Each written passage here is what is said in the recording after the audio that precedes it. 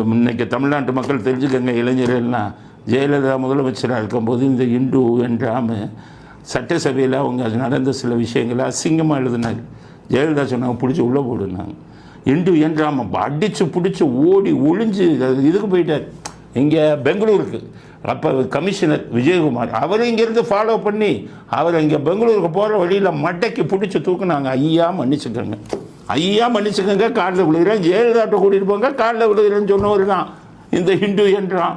மன்னிச்சு விட்டாங்க ஜெயலலிதா. அன்றைக்கி அரெஸ்ட் பண்ணி உள்ளே போட்டுருப்பாங்க. அதனால் சொல்கிறேன் உங்களுக்கு, இந்து என்றால் இன்னும் இந்த பொழப்பை பொழைக்காதீங்க. இதெல்லாம் நீங்கள் சொல்கிறதுனா நீங்கள் திமுகவின் சரித்திரத்தை திருப்பி பாருங்கள். குவாலிஃபிகேஷனை பற்றி நீங்கள் பேசலாமா? ஒரு படித்தவன் இருக்கானா அவன் திமுகவில்? உருப்படியாக படித்தவன் 2 டிகிரின்னு வாங்கினா மார்க் ஷீட்டை கொண்டு வாங்கினா பல பேர் சொல்லியிருக்கேன்.